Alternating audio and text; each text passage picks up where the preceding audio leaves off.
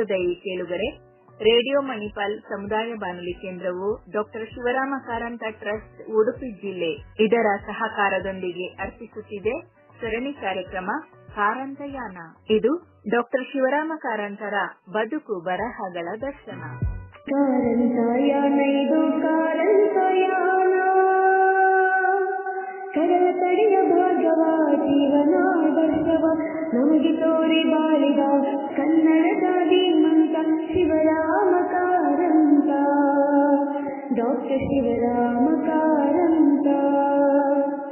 ಕಾರಂತಯಾನ ಇದು ಕಾರಂತಯಾನ, ಕಾರಂತಯಾನ ಇದು ಕಾರಂತಯಾನ. ಬಾಲವನದ ಬಂಧುವೆ, ಯಕ್ಷ ಕಲೆಯ ಸಿಂಧುವೆ, ಸಾಮಾಜಿಕ ನ್ಯಾಯಕ್ಕೆ ನಿಚ್ಚ ನಿಂತು ಮುಂದೆ ಮಾನವತೆಯ ಸಂದೇಶ ಲೋಕಕ್ಕೆ ಸಾರಿದ ಕನ್ನಡದ ಧೀಮಂತ ಶಿವರಾಮ ಕಾರಂತ, ಡಾಕ್ಟರ್ ಶಿವರಾಮ ಕಾರಂತ. ಕಾರಂತಯಾನ ಇದು ಕಾರಂತಯಾನ, ಕಾರಂತಯಾನ ಇದು ಕಾರಂತಯಾನ. ಸೋಮನಾದುಡಿಯಲ್ಲಿ ದುರ್ಬಲರಿಗೆ ಬಲಿಯಾಗಿ ಮುಂಕಚ್ಚಿಯ ಕನಸಿಗೆ ಜ್ಞಾನಪೀಠ ಗಳಿಸಿದ ಕನ್ನಡದ ಧೀಮಂತ ಶಿವರಾಮ ಕಾರಂತ, ಡಾಕ್ಟರ್ ಶಿವರಾಮ ಕಾರಂತ. ಕಾರಂತಯಾನ ಇದು ಕಾರಂತಯಾನ, ಕಾರಂತಯಾನ ಇದು ಕಾರಂತಯಾನ. ಬದುಕು ಬರಹ ಎರಡರಲ್ಲೂ ನಿಜದ ನೇರ ತಾಳರಿದು ಪರಿಸರ ಶಿಕ್ಷಣ ಎಲ್ಲರಿಗೂ ವಿಜ್ಞಾನ ಬೆಳಗಿದ ಧೀಮಂತ ಶಿವರಾಮ ಕಾರಂತ, ಡಾಕ್ಟರ್ ಶಿವರಾಮ ಕಾರಂತ. ಕಾರಂತಯಾನ ಇದು ಕಾರಂತಯಾನ, ಕಾರಂತಯಾನ ಇದು ಕಾರಂತಯಾನ, ಕಾರಂತಯಾನ ಇದು ಕಾರಂತಯಾನ, ಕಾರಂತಯಾನ ಇದು ಕಾರಂತಯಾನ. ರೇಡಿಯೋ ಮಣಿಪಾಲ್ ಶ್ರೋತೃ ಬಾಂಧವರೇ, ಇದೀಗ ಪ್ರಸಾರವಾಗಲಿರುವ ಕಾರಂತಯಾನ ಸರಣಿ ಕಾರ್ಯಕ್ರಮದ 26ನೇ ಸಂಚಿಕೆಯಲ್ಲಿ ಕಾರಂತರೆಂಬ ಕಡಲು ಎನ್ನುವ ವಿಷಯದ ಕುರಿತಾಗಿ ಸಂಪನ್ಮೂಲ ವ್ಯಕ್ತಿಯಾಗಿ ಮಾತನಾಡಲಿದ್ದಾರೆ ಸಾಹಿತಿ ಡಾಕ್ಟರ್ ಕಾತ್ಯಾಯಿನಿ ಕುಂಜಿಬೆಟ್ಟು. ರೇಡಿಯೋ ಮಣಿಪಾಲ್ ಕೇಳುಗರಿಗೆ ನನ್ನ ನಮಸ್ಕಾರ. ಕಾರಂತರೆಂಬ ಕಡಲು, ಕಡಲಂತೆ ಕಾರಂತರು ಎಂಬ ಮಾತಿದೆ. ಹೇಗೆ ಕಡಲಿನ ವಿಸ್ತಾರವನ್ನು, ಆಳ ಅಗಲವನ್ನು, ಅಂತಃಸತ್ವವನ್ನು ಅಳೆಯಲು ಸಾಧ್ಯವಿಲ್ಲವೋ ಹಾಗೆಯೇ ಡಾಕ್ಟರ್ ಶಿವರಾಮ ಕಾರಂತರ ಸೃಜನಶೀಲ ಪ್ರತಿಭೆಯನ್ನು, ಬೌದ್ಧಿಕ ಪ್ರಜ್ಞೆಯನ್ನು ಅಳೆಯಲು ಸಾಧ್ಯವಿಲ್ಲ. ಅವರ ಕುರಿತು ಮಾತಾಡಲು ಹೊರಟರೆ ಬೋರ್ಗರೆಯುವ ಅಗಾಧ ಕಡಲಿನ ಮುಂದೆ ನಿಂತ ಪುಟ್ಟ ಹುಡುಗಿಯಂತೆ ನನ್ನ ಸ್ಥಿತಿ. ಒಬ್ಬ ಮನುಷ್ಯ ತನ್ನ ಜೀವಿತಾವಧಿಯಲ್ಲಿ ಏನೆಲ್ಲ ಸಾಧಿಸಬಹುದು ಎಂಬುದಕ್ಕೆ ಡಾಕ್ಟರ್ ಶಿವರಾಮ ಕಾರಂತರೇ ನಿದರ್ಶನ. 20ನೇ ಶತಮಾನ ಕಂಡ ಅದ್ವಿತೀಯ ವ್ಯಕ್ತಿಯವರು. ಅವರಿಗೂ ಬಹುಪಾಲು ಬರಹಗಾರರಿಗೂ ಇರುವ ವ್ಯತ್ಯಾಸವೆಂದರೆ, ಉಳಿದ ಬರಹಗಾರರು ಬರೇ ಸಾಹಿತ್ಯ ಕ್ಷೇತ್ರಕ್ಕೆ ಮಾತ್ರ ವಿಶೇಷವಾದ ಕೊಡುಗೆ ನೀಡಿದರೆ, ಡಾಕ್ಟರ್ ಕಾರಂತರು ಸಾಹಿತ್ಯ ಮಾತ್ರವಲ್ಲ, ಜ್ಞಾನದ ಎಲ್ಲ ಕ್ಷೇತ್ರಗಳಿಗೂ ವಿಶಿಷ್ಟವಾದ ಕಾಣಿಕೆ ನೀಡಿದವರು. ಹುಚ್ಚು ಮನಸ್ಸಿನ 10 ಮುಖಗಳು ಎಂಬ ಆತ್ಮಕಥೆಯಲ್ಲಿ ಅವರು ಹೇಳುತ್ತಾರೆ, ವಿಷ್ಣುವಿಗೆ ಬರಿಯ 10 ಅವತಾರಗಳಾದರೆ ನನ್ನ ಧ್ಯೇಯಗಳು 16 ಅವತಾರಗಳನ್ನು ತಳೆಯುವಂತಾಯಿತು. ಅಂತಹ ಹುಚ್ಚುತನದಿಂದಾಗಿಯೇ ಬೇಡದ 100 ಸಾಹಸ ಮಾಡಿ ನನ್ನ ಮತ್ತು ಜಗತ್ತಿನ ಹುಚ್ಚುತನಗಳು ನನಗೆ ವ್ಯಕ್ತವಾಗಿವೆ.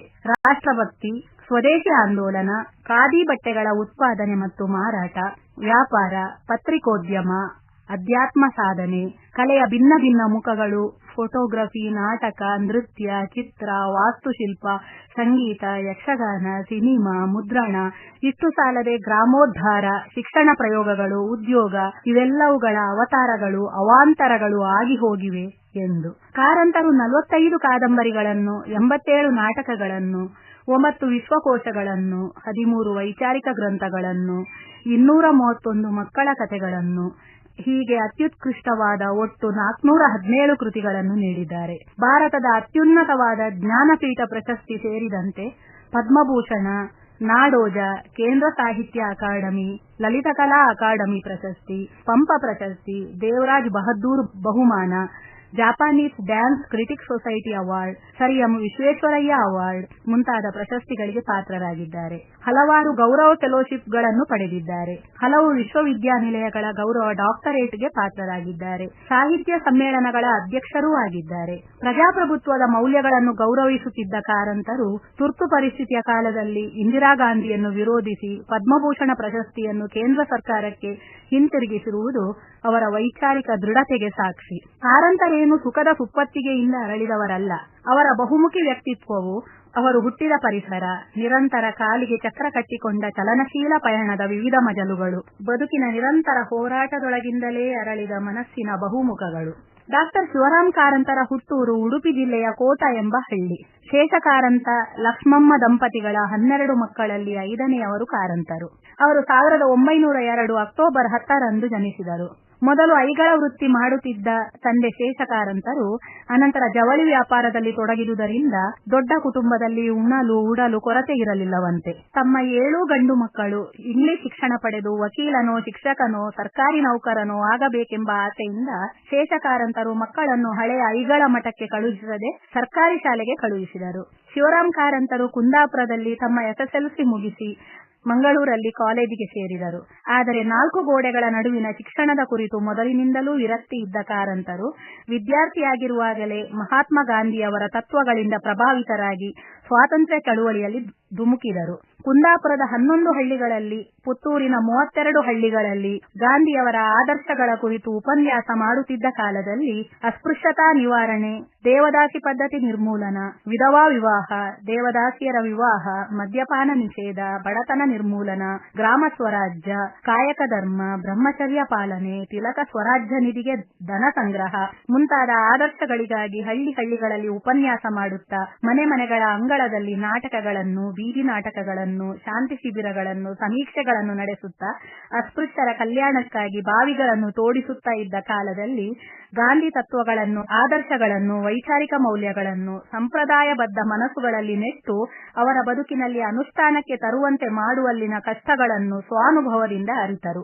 ಯಾವುದೇ ತತ್ವ ಇರಲಿ, ವಾಸ್ತವ ಬದುಕಿನ ಸಂಗತಿಗೆ ಬಂದಾಗ ಮಸುಕಾಗುತ್ತದೆ, ಅಪ್ರಸ್ತುತವಾಗುತ್ತದೆ ಎಂಬುದನ್ನು ಅನುಭವದಿಂದ ಕಂಡುಕೊಂಡರು. ವಿದ್ಯಾರ್ಥಿಯಾಗಿರುವಾಗ ಗಾಂಧಿ ತತ್ವಗಳನ್ನು ಕಣ್ಣುಮುಚ್ಚಿ ನಂಬಿ ಆರಾಧಿಸಿದವರು ಕ್ರಮೇಣ ಆ ಆದರ್ಶಗಳ ಅನುಷ್ಠಾನದ ಕಷ್ಟ ಅರಿತರು. ಗಾಂಧಿಯವರಿಂದ ಪ್ರಭಾವಿತರಾಗಿ ಕಟ್ಟುನಿಟ್ಟಿನ ಬ್ರಹ್ಮಚರ್ಯವನ್ನು ಪಾಲಿಸುತ್ತಾ ಅದನ್ನೇ ಬೋಧಿಸುತ್ತಾ ತಿರುಗಾಡುತ್ತಿದ್ದ ಕಾರಂತರು ಕ್ರಮೇಣ ಅದು ಪ್ರಕೃತಿ ವಿರೋಧಿ ಸಂಗತಿ ಎಂಬುದನ್ನು ಓದು ಹಾಗೂ ಚಿಂತನೆಯಿಂದ ಅರಿತರು. ಗಾಂಧಿಯ ಆ ಆದರ್ಶವನ್ನು ವಿರೋಧಿಸಿದರು. ಕಾರಂತರು ಅಪಾರ ಪ್ರಯತ್ನ ಪಟ್ಟು ಬಹಳಷ್ಟು ಮಂದಿ ದೇವದಾಸಿ ಮನೆಯ ಹೆಣ್ಣು ಮಕ್ಕಳಿಗೆ ತಾವೇ ಗಂಡು ಹುಡುಕಿ ಮದುವೆ ಮಾಡಿಸಿದರು. ಆದರೆ ಬಾಲ ವಿಧವೆಯರ ಮದುವೆ ಮಾಡಿಸಲು ಎಷ್ಟು ಯತ್ನಿಸಿದರೂ ಆಗದೆ ನೊಂದುಕೊಂಡು ಈ ಕುರಿತು ಗಾಂಧಿಗೆ ಪತ್ರ ಬರೆದರಂತೆ. ಗಾಂಧೀಜಿಯವರು ವಿಧವೆಯರು ಆಜೀವ ಬ್ರಹ್ಮಚಾರಿಣಿಗಳಾಗಿಯೇ ಬದುಕಲಿ ಎಂದು ಉತ್ತರಿಸಿದರಂತೆ. ಆಗ ಕಾರಂತರು ಉಪ್ಪು ಹುಳಿ ಖಾರ ತಿನ್ನದ ಗಾಂಧಿಗೆ ಉಪ್ಪು ಹುಳಿ ಖಾರ ತಿನ್ನುವ ಮನುಷ್ಯನ ಕಷ್ಟ ಅರ್ಥವಾಗದು ಎಂಬ ನಿರ್ಧಾರಕ್ಕೆ ಬಂದರು. ಬಾಲ ವಿಧವೆಯರು ಒಪ್ಪೊತ್ತು ಮಾತ್ರ ಉಣ್ಣುತ್ತಾ ಜೀವವನ್ನು ಒಣಗಿಸಿಕೊಳ್ಳುತ್ತಾ ಗಂಡಿನ ಸಹವಾಸವಿಲ್ಲದೆಯೇ ಬದುಕುವ ಕಷ್ಟವನ್ನು ಅವರು ಪ್ರಶ್ನಿಸಿದ್ದರು. ಗಂಡಿಲ್ಲದೆ ಹೆಣ್ಣು ವೇಶ್ಯೆಯಾಗುವುದಿಲ್ಲ ಎಂಬ ಮಾತನ್ನು ಅವರು ನುಡಿದಿದ್ದರು. ಅವರ ಕಾದಂಬರಿಗಳಲ್ಲಿ ಹೆಣ್ಣಿನ ಬವಣೆಗಳ ಚಿತ್ರಗಳು ಹೆಣ್ಣೇ ಬರೆದಷ್ಟು ಸಹಜವಾಗಿವೆ. ಪುತ್ತೂರಿನ ಹಳ್ಳಿಗಳಲ್ಲಿ ಸಾರ್ವಜನಿಕ ಬಾವಿಗೆ ಪ್ರವೇಶವಿಲ್ಲದೆ ನೀರಿಗಾಗಿ ಪರದಾಡುವ ಅಸ್ಪೃಶ್ಯರ ಬವಣೆ ಕಂಡು ಅವರಿಗಾಗಿ ಬಾವಿ ತೋಡಲು ಮೇಲ್ಜಾತಿಯವರನ್ನು ಕರೆದಾಗ ಅವರು ಯಾರೂ ಸಹಾಯ ಮಾಡಲಿಲ್ಲವಂತೆ. ಕೊನೆಗೆ ತನ್ನದೇ ಮನಸ್ಥಿತಿಯ ಮಿತ್ರರನ್ನು ಕರೆತಂದು ಹರಿಜನ ಕೇರಿಯಲ್ಲಿ ಬಾವಿ ತೋಡಿ ನೀರು ಸಿಕ್ಕಿದರೂ ಹರಿಜನರೇ ಈ ಮೇಲ್ಜಾತಿಯವರು ನಮಗೇಕೆ ಬಾವಿ ತೋಡುತ್ತಿದ್ದಾರೆ, ವಿಷ ಹಾಕಿರಬಹುದು ಎಂಬ ಭಯದಿಂದ ಬಾವಿ ನೀರನ್ನು ಮುಟ್ಟದೆ ಅದು ಪಾಳು ಬಿತ್ತು. ಇವರ ಮದ್ಯಪಾನ ನಿಷೇಧದ ಉಪನ್ಯಾಸ ಕೇಳಿ ಪ್ರತಿಜ್ಞೆ ಮಾಡಿದ ಕುಡುಕರು 1-2 ವಾರದಲ್ಲೇ ಸೇಂದಿ ಅಂಗಡಿಗೆ ಮತ್ತೆ ನಡೆದರು. ತಿಲಕ ನಿಧಿ ಸಂಗ್ರಹಕ್ಕೆ 20 ಮೈಲಿ ದೂರ ಕಾಡು ಮೇಡಲ್ಲಿ ಒಬ್ಬನೇ ಅಲೆದು ಶ್ರೀಮಂತರ ಮನೆ ಮುಟ್ಟಿ ಸಿಕ್ಕಿದ ಪುಡಿಗಾಸು ದಾನ ದಣಿದ ಜೀವಕ್ಕೆ ಮಲೇರಿಯಾ ಬಂದು ಕುಂದಾಪುರಕ್ಕೆ ಮತ್ತೆ ಹಿಂತಿರುಗಲು ಖರ್ಚಾದದ್ದು. ಕಾಂಗ್ರೆಸ್ ಕಮಿಟಿ ಸ್ಥಾಪನೆಗೆ ಮುಂಚಿನ ದಿನವೇ ಆಮಂತ್ರಿಸಿ ಬಂದರೂ ಮರುದಿನ ಒಬ್ಬ ಪ್ರತಿನಿಧಿಯೂ ಬಾರದೆ ಹೋದದ್ದು. ಮನೆ ಮನೆಗಳಿಂದ ಚರಕದ ಕೈನೂಲು ಸಂಗ್ರಹಿಸಿ ಖಾದಿ ಬಟ್ಟೆಗಳನ್ನು ಹೊತ್ತುಕೊಂಡು ತಿರುಗಿದರೂ ಅವು ಮಾರಾಟವಾಗದೆ ಹೋದದ್ದು. ನೆರೆ ಹಾವಳಿಗೆ ತುತ್ತಾದ ಸಂತ್ರಸ್ತರಿಗೆ ಅನ್ನ ಆಹಾರ ನೀಡಲು ಹೋದಾಗ ಹಳ್ಳಿಗಳ ಜನಸಾಮಾನ್ಯರ ಪ್ರತಿದಿನದ ಹಸಿವು, ಬಡತನ, ಬವಣೆಗಳ ನಿವಾರಣೆ ಅಸಾಧ್ಯ ಎಂಬ ಅರಿವಾದದ್ದು. ಹೀಗೆ ಸಮಾಜ ಸುಧಾರಣೆಯ ತವಕ ಇದ್ದರೂ ಅದರಲ್ಲಿನ ಅಡ್ಡಿಗಳನ್ನು ಅಲೆಮಾರಿ ಬದುಕಿನ ಅನುಭವದಿಂದ ಅರಿತರು. ಈ ತಿರುಗಾಟದ ಬದುಕಿನ ಅನುಭವಗಳೇ ಅಲ್ಲಿ ಕಂಡ ಜನಸಾಮಾನ್ಯರ ಬದುಕೇ ಅವರ ಕಾದಂಬರಿಗಳ ಕೇಂದ್ರವಾಗಿದೆ. ಹಳ್ಳಿಯ ಬೇಸಾಯಗಾರರ, ಶ್ರೀಸಾಮಾನ್ಯ ವೇಶ್ಯೆಯರ, ದೇವದಾಸಿಯರ, ಬಾಲವಿಧವೆಯರ ಕಷ್ಟಗಳನ್ನು ಕಣ್ಣಾರೆ ಕಂಡ ಕಾರಂತರು ತಮ್ಮ ಕನ್ಯಾಬಲಿ, ಮರಳಿ ಮಣ್ಣಿಗೆ, ಧರ್ಮರಾಯನ ಸಂಸಾರ, ಔದಾರ್ಯದ ಉರುಳಲ್ಲಿ, ಅಳಿದ ಮೇಲೆ, ಕುಡಿಯರ ಕೂಸು, ಚೋಮನ ದುಡಿ, ಮೂಕಜ್ಜಿಯ ಕನಸುಗಳು ಮುಂತಾದ ಕಾದಂಬರಿಗಳಲ್ಲಿ ಈ ಚಿತ್ರಣಗಳನ್ನು ಕಣ್ಮುಂದೆ ಮೂಡುವಂತೆ ಕಟ್ಟಿದ್ದಾರೆ. ಅನುಭವಕ್ಕೆ ದಕ್ಕದ್ದು ಜ್ಞಾನಕ್ಕೆ ಲಭಿಸುತ್ತದೆ ಎಂಬುದರಲ್ಲಿ ಅವರಿಗೆ ನಂಬಿಕೆ ಇರಲಿಲ್ಲ. ಕನ್ನಡದಲ್ಲಿ ಒಂದು ವಿಚಾರ ಪರಂಪರೆ ಆರಂಭವಾದದ್ದೇ ಡಾಕ್ಟರ್ ಶಿವರಾಮ ಕಾರಂತರಿಂದ. 1902ರಿಂದ 1997ರವರೆಗೆ ಶತಮಾನದ ಅತಿ ಸಮೀಪದವರೆಗೆ ಜೀವಿಸಿದ್ದ ಅವರ ಜೀವನ ದೃಷ್ಟಿ ಸಂಪ್ರದಾಯ ಮತ್ತು ಆಧುನಿಕತೆಗಳ ಸಂಘರ್ಷಗಳ ನಡುವೆ ರೂಪುಗೊಂಡದ್ದು. ಸಮಾಜದ ಅಂಧಶ್ರದ್ಧೆ, ಮೂಢನಂಬಿಕೆ, ತಾರತಮ್ಯಗಳನ್ನು ವಿರೋಧಿಸುವುದರಲ್ಲಿ ಕಾರಂತರು ಮುಂಚೂಣಿಯಲ್ಲಿದ್ದರು. ಸ್ವತಃ ಅಂತರ್ಜಾತಿ ವಿವಾಹವಾಗಿದ್ದ ಕಾರಂತರು ಎಷ್ಟೋ ಮಂದಿ ಯುವಕ ಯುವತಿಯರ ಅಂತರ್ಜಾತಿ ವಿವಾಹವನ್ನು ಅವರು ಸಹಾಯ ಕೇಳಿ ಬಂದಾಗ ತಾವೇ ಮಾಡಿಸಿದ್ದರು. ಸಿದ್ದಲಿಂಗಯ್ಯನವರು ಹಾಗೂ ದ್ಯಾವನೂರರು ದಲಿತ ಕೃತಿಗಳನ್ನು ಬರೆಯುವ ಎಷ್ಟೋ ವರ್ಷಗಳ ಮೊದಲೇ ಕಾರಂತರು ಚೋಮನ ದುಡಿ, ಸಮೀಕ್ಷೆ ಮುಂತಾದ ಕಾದಂಬರಿಗಳಲ್ಲಿ ಅಸಮಾನತೆಯ ವಿರುದ್ಧ ಧ್ವನಿ ಎತ್ತಿದ್ದರು. ಅವರ ಸಮೀಕ್ಷೆ ಎಂಬ ಕಾದಂಬರಿಯಲ್ಲಿ ಹರಿಜನ ಸೂರ ಮತ್ತವನ ಹೆಂಡತಿ ಕಾಳಿ ಮೇಲಿನ ವರ್ಗದವರ ಮನೆಗಳಿಗೆ ಹೋಗಿ ದುಡಿದು ತಂದು ಒಂದು ಸಣ್ಣ ಮನೆಯಲ್ಲಿ ಗುಡಿಸಲಲ್ಲಿ ಬದುಕಿ ಹೋಗುತ್ತಾರೆ. ಉಳಿದ ಪಾತ್ರಗಳೆಲ್ಲ ಮೇಲುವರ್ಗದ ಪಾತ್ರಗಳು. ಯಾರ ಜೀವನ ಸಾರ್ಥಕ ಎಂದು ಎಲ್ಲ ಪಾತ್ರಗಳನ್ನು ಸಮೀಕ್ಷೆ ಮಾಡಿ ನೋಡುವಾಗ ಅವರು ಹೇಳುವುದು, ಎಲ್ಲರೂ, ಎಲ್ಲಾ ಪಾತ್ರಗಳು, ಎಲ್ಲಾ ಜೀವರಾಶಿಗಳು ಜೀವನ ಪ್ರವಾಹದಲ್ಲಿ ತೇಲುತ್ತಾ ಮುಳುಗುತ್ತಾ ಸಾಗುತ್ತವೆ. ಸೂರ ಮತ್ತು ಅವನ ಹೆಂಡತಿ ಕಾಳಿ ಮಾತ್ರ ಜೀವನ ಪ್ರವಾಹವನ್ನು ದಾಟಿಕೊಂಡು ಹೋಗುತ್ತಾರೆ. ಅವರ ಮೊಣಕಾಲಿನವರೆಗೆ ಮಾತ್ರ ನೀರು ಬರುತ್ತದೆ. ಕಾರಂತರು ಒಂದು ಸಂದರ್ಶನದಲ್ಲಿ ಹೇಳಿದ್ದುಂಟು, ನಾನು ಮತ್ತು ಆ ಹೊಲೆಯ ಒಂದೇ ಎಂದು. ಅವರಿಗೆ ಸುಧಾರಣೆಯ ಬಗ್ಗೆ ಬಹಳ ತವಕವಿತ್ತು. ಎಲ್ಲ ಜಾತಿಗೆ ಪ್ರವೇಶವಿಲ್ಲದ ದೇವಸ್ಥಾನ ನನಗೂ ಬೇಡ ಎಂದು ನಿರ್ಧರಿಸಿದೆನೆಂದು ತಮ್ಮ ಅನುಭವವೊಂದನ್ನು ವಿವರಿಸುತ್ತಾ ಹುಚ್ಚು ಮನಸ್ಸಿನ 10 ಮುಖಗಳು ಆತ್ಮಕಥೆಯಲ್ಲಿ ಹೇಳಿದ್ದಾರೆ. ಬಹಳ ವೈಜ್ಞಾನಿಕವಾಗಿ ಚಿಂತಿಸುತ್ತಿದ್ದ ಕಾರಂತರು ವೈಜ್ಞಾನಿಕತೆಯೇ ಮನುಷ್ಯನ ನಿಜವಾದ ಸ್ಫೂರ್ತಿ ಎಂದು ನಂಬಿದ್ದರು. ಜೀವನ ಯಾವ ಕಾಲಕ್ಕೂ ನಂಬಬಹುದಾದ ವಸ್ತು, ಅದನ್ನು ನಂಬದಿರಲು ಸಾಧ್ಯವೇ ಇಲ್ಲ ಎಂಬುದು ಅವರ ವಾದವಾಗಿತ್ತು. ಜೀವನವನ್ನೇ ನಂಬಿ ಬದುಕಬೇಕಾದ ಅನಿವಾರ್ಯತೆ ಜೀವಿಗಿದೆ ಎನ್ನುತ್ತಿದ್ದರು. ಜೀವನವು ಜೀವಿಯ ಮೂಲಭೂತ ಹಕ್ಕು. ಪ್ರತಿಯೊಂದು ಜೀವಕ್ಕೂ ಬದುಕುವ ಹಕ್ಕು ಹುಟ್ಟುವಾಗಲೇ ದೊರಕುತ್ತದೆ ಈ ಪ್ರಪಂಚದಲ್ಲಿ ಎನ್ನುತ್ತಿದ್ದರು. ಈ ದೃಷ್ಟಿಯಿಂದ ಸ್ವತಂತ್ರ ಜೀವನವನ್ನು ಅವರು ಪ್ರೀತಿಸುತ್ತಿದ್ದರು. ಸ್ವಂತ ದೃಷ್ಟಿಯಿಂದ ಬದುಕನ್ನು ನೋಡುವುದನ್ನು ಅವರು ಪ್ರೀತಿಸುತ್ತಿದ್ದರು. ಕಾರಂತರು ಅನುಭವಗಳಿಂದ ಕಂಡುಕೊಂಡ ಕಾಣಿಕೆಯನ್ನು, ಒಳನೋಟಗಳನ್ನು ತಮ್ಮ ಕೃತಿಗಳಲ್ಲಿ ಬಿಂಬಿಸಿದರು. ಅವರು ಬರೆದ ಬಾಳ್ವೆಯೇ ಬೆಳಕು ಎಂಬ ಕೃತಿ ಅವರ ಜೀವನದ ಕುರಿತ ದೃಷ್ಟಿಕೋನವನ್ನು ಸೃಜಿಸುತ್ತದೆ. ಅದನ್ನು ಕಾದಂಬರಿಗಳಲ್ಲಿ ಅವರು ಬರೆದರು. ಅವರು ಕಂಡ ಬದುಕು, ಅವರ ದೃಷ್ಟಿಕೋನ ಬಹಳ ವಿರಳ ಜನರಲ್ಲಿ ನಾವು ಕಾಣಬಹುದು. ಅವರದ್ದು ಕಾರಂತ ಪ್ರಪಂಚವಾಗಿತ್ತು. ಅವರು ಅನೇಕ ಮಾಧ್ಯಮಗಳಲ್ಲಿ ದುಡಿದದ್ದು ಅವರ ಅನುಭವದ ವಿಸ್ತಾರಕ್ಕಾಗಿ. ವಾಸ್ತವಿಕ ಅನುಭವವನ್ನು ಬಿಟ್ಟುಕೊಟ್ಟು ಬದುಕಿದವರಲ್ಲ. ತನಗೆ ತಾನು ಮೋಸ ಮಾಡಿಕೊಳ್ಳುವ ಆಧ್ಯಾತ್ಮಿಕತೆಯನ್ನು ಅವರು ಪ್ರಶ್ನಿಸಿದರು. ವಾಸ್ತವಿಕ ಬದುಕಿನ ನೆಲೆಯಲ್ಲೇ ತಮ್ಮ ಬದುಕಿನ ಮೌಲ್ಯಗಳನ್ನು ಪರಿಶೀಲಿಸಿದರು. ತನ್ನ ಅನುಭವಕ್ಕೆ ಹೊರತಾದ ವಿಚಾರಗಳನ್ನು ಅವರು ಒಪ್ಪಲೇ ಇಲ್ಲ. ಆದ್ದರಿಂದ ಕಿರಿಯ ಜನಾಂಗವನ್ನು ಅವರ ವೈಚಾರಿಕತೆ ಪ್ರಭಾವಿಸಿದೆ. ಅವರ ಜೀವನ ದೃಷ್ಟಿ, ಅನುಭವಗಳನ್ನು ಅವರು ಹುಡುಕಿಕೊಂಡದ್ದು ಅನೇಕ ಸರಳ ಜೀವಗಳಲ್ಲಿ. ಮೂಕಜ್ಜಿಯ ಕನಸು ಅವರ ಜೀವನ ದೃಷ್ಟಿಯನ್ನು ಪ್ರತಿಪಾದಿಸುತ್ತದೆ. ಬದುಕಿನಲ್ಲಿ ಮಾಗುತ್ತಾ ಅನುಭವಗಳ ಮೂಲಕ ಅತ್ಯಂತ ಪಕ್ವತೆಯನ್ನು ಸಾಧಿಸುವ ಜೀವನ ದೃಷ್ಟಿಯನ್ನು ಅವರು ಮೆಚ್ಚುತ್ತಾರೆ. ಆದುದರಿಂದ ಅವರ ಕೃತಿಗಳಲ್ಲಿ ಬದುಕಿನಲ್ಲಿ ಮೌಲ್ಯಗಳನ್ನು ಇಟ್ಟುಕೊಂಡು ಸರಳ ಜೀವನವನ್ನು ನಡೆಸುವ ಪಕ್ವ ಮುದುಕಿಯರು ಕಾಣಿಸುತ್ತಾರೆ. ಹೆಣ್ಣು ಜೀವ ಬಾಳಲ್ಲಿ ಪಡುವ ಪಕ್ವತೆ ಗಂಡಿಗೆ ಬರುವುದಿಲ್ಲ. ಕಾರಂತರು ಕಾಯಕ ಸಂಸ್ಕೃತಿಯನ್ನು ಪ್ರತಿಪಾದಿಸಿದ್ದಾರೆ. ಅವರಿಗೆ ದುಡಿಯದೆ ಸುಖ ಪಡಲು ಒಳಮಾರ್ಗಗಳನ್ನು ಹುಡುಕುವವರ ಕುರಿತು ಜಿಗುಪ್ಸೆ ಇದೆ. ಈ ಪಾತ್ರಗಳು ಒಟ್ಟು ಸನ್ಯಾಸಿಗಳದ್ದೇ ಎನ್ನುವುದು ವಿಶೇಷ. ಸಮೀಕ್ಷೆಯ ರಮಾನಂದ ಬುವ, ನಂಬಿದವರ ನಾಕದ ಭವಾನಂದ, ಜಗದೋದ್ಧಾರನ ಕಾದಂಬರಿಯ ವಿಷ್ಣು, ಆಳ ನಿರಾಳದ ಅಭೂತಾನಂದ, ಸನ್ಯಾಸಿಯ ಬದುಕಿನ ಕೃಷ್ಣಾನಂದ, ದೇವದೂತರು ಕೃತಿಯ ಬ್ರಹ್ಮಾನಂದ ಶ್ರೀಪಾದಂಗಳು ಇವೆಲ್ಲವೂ ವಿಡಂಬನೆಯ ಪಾತ್ರಗಳು. ಸನ್ಯಾಸಿಯ ಬದುಕಿನ ರುಕ್ಮಾಬಾಯಿ, ಮರಳಿ ಮಣ್ಣಿಗೆಯ ಸರಸ್ವತಿ, ಪಾರ್ವತಿ, ನಾಗವೇಣಿ, ಚೋಮನ ದುಡಿಯ ಚೋಮ, ಬೆಟ್ಟದ ಜೀವದ ಗೋಪಾಲಯ್ಯ, ಬಹಳಷ್ಟು ಪಾತ್ರಗಳು ಹೊಲಗದ್ದೆಗಳಲ್ಲಿ ದುಡಿಯುತ್ತಾ ಪ್ರಕೃತಿಗೆ, ಮಣ್ಣಿಗೆ ಹತ್ತಿರವಾದ ಆಪ್ತವಾಗುವ ಮೃಣ್ಮಯಿ ಪಾತ್ರಗಳು. ಕಾಯಕ ಸಂಸ್ಕೃತಿಯ ದಿವ್ಯ ಜಂಗಮ ಜೀವಗಳು. ಇದು ಇಂದಿನ ಸಬಾಲ್ಟರ್ನ್ ಅಧ್ಯಯನಕ್ಕೆ ಹತ್ತಿರ ಬರುತ್ತದೆ. ಈ ಅಧ್ಯಯನಕ್ಕೆ ಒಳಪಡಿಸಿದಾಗ ಇವರ ಕೃತಿಗಳ ಮಹತ್ವ ಅರಿವಾಗುತ್ತದೆ. ಗಂಡಿಲ್ಲದೆ ಹೆಣ್ಣು ವೇಶ್ಯೆಯಾಗುವುದಿಲ್ಲ ಎಂಬ ಮಾತನ್ನು ಅವರು ಉಚ್ಚರಿಸಿದ್ದಾರೆ. ಅವರು ಹೆಣ್ಣನ್ನು ಬಹಳ ಗೌರವಿಸಿದ್ದರು. ಅವರ ಕಾದಂಬರಿಗಳಲ್ಲಿ ಬರುವ ಪಕ್ವ ಜೀವಗಳೆಂದರೆ, ನಿಜವಾದ ತತ್ವಜ್ಞಾನಿಗಳೆಂದರೆ ಹೆಣ್ಣು ಜೀವಗಳೇ. ವಿಧವೆಯರು, ಮುದುಕಿಯರು, ಶ್ರಮಜೀವಿಗಳು, ತಾಯಂದಿರೆ. ಎಷ್ಟಾದರೂ ಹೆಣ್ಣು ಇಡೀ ಜೀವದ ಸಂತಾನವನ್ನು ಪೋಷಿಸುತ್ತಾ ಬರುವವಳು, ಜೀವಗಳನ್ನು ಸೃಷ್ಟಿಸುವವಳು. ಅವಳಲ್ಲಿ ತಾಯ್ತನದ ದಿವ್ಯತೆಯನ್ನು ಗುರುತಿಸುವುದು ಅಗತ್ಯ ಎಂಬುದನ್ನು ಧ್ವನಿಸುತ್ತಾರೆ. ಸಂಸಾರ ಕೊಡವಿ ಎದ್ದು ಪಲಾಯನ ಮಾಡಿ ಕಣ್ಮುಚ್ಚಿ ಒಂಟಿ ಕಾಲಲ್ಲಿ ನಿಂತು ಮತ್ತೊಂದು ಕೈಯಲ್ಲಿ ಜಪಮಣಿ ಹಿಡಿದು ಮೀನೆಣಿಸುವ ಬಕಸನ್ಯಾಸಿಗಳ ಸಿನಿಕತೆ, ಡೋಂಗಿತನದ ನಡುವೆ ಜೀವನ ಪ್ರವಾಹದಲ್ಲಿ ಒಂಟಿಯಾದರೂ ಎದೆಗೆಡದೆ ಮಕ್ಕಳು ಮರಿಗಳನ್ನು ಎದೆಗಪ್ಪಿಕೊಂಡು ಈಜಿ ದಡ ಮುಟ್ಟಿಸುವಲ್ಲಿ ಹಣ್ಣಾಗುವ ಹೆಣ್ಣು ಜೀವಗಳನ್ನು ಇವರ ಬಹುಪಾಲು ಕಾದಂಬರಿಗಳಲ್ಲಿ ಕಾಣುತ್ತೇವೆ. ಸನ್ಯಾಸಿಯ ಬದುಕು ಕಾದಂಬರಿಯಲ್ಲಿ ಬಸುರಿ ಸುಮಿತ್ರೆ ಸಮೇತ 2 ಮಕ್ಕಳನ್ನು ತೊರೆದು ರೈಲೇರಿದ ಶಂಕರ ಕೃಷ್ಣಾನಂದ ಸ್ವಾಮೀಜಿಯಾಗಿ ವಿದೇಶಿ ರಾಧಾಳೊಂದಿಗೆ ಪೂಜೆ ಪಡೆಯುತ್ತಾ ಸುಖದ ಸುಪ್ಪತ್ತಿಗೆಯಲ್ಲಿ ಮುಳುಗಿದರೆ, ಅತ್ತ ರುಕ್ಮಾಯಿ ಎಂಬ ಒಂಟಿ ಹೆಣ್ಣು ಜೀವ ಸುಮಿತ್ರೆ ಮತ್ತವಳ ಮಕ್ಕಳನ್ನು ಎದೆಗೆ ಅಪ್ಪಿಕೊಂಡು ಅವರಿವರ ಮನೆ ಚಾಕರಿ ಮಾಡಿ ಸಾಕುತ್ತಾಳೆ. ಮುದಿವಯಸ್ಸಲ್ಲಿ ಕಾಶಿ ಯಾತ್ರೆಗೆಂದು ಕೂಡಿಟ್ಟ ದುಡ್ಡನ್ನು ಸುಮಿತ್ರೆಯ ಮಗಳ ಮದುವೆಗೆ ಖರ್ಚು ಮಾಡುತ್ತಾಳೆ.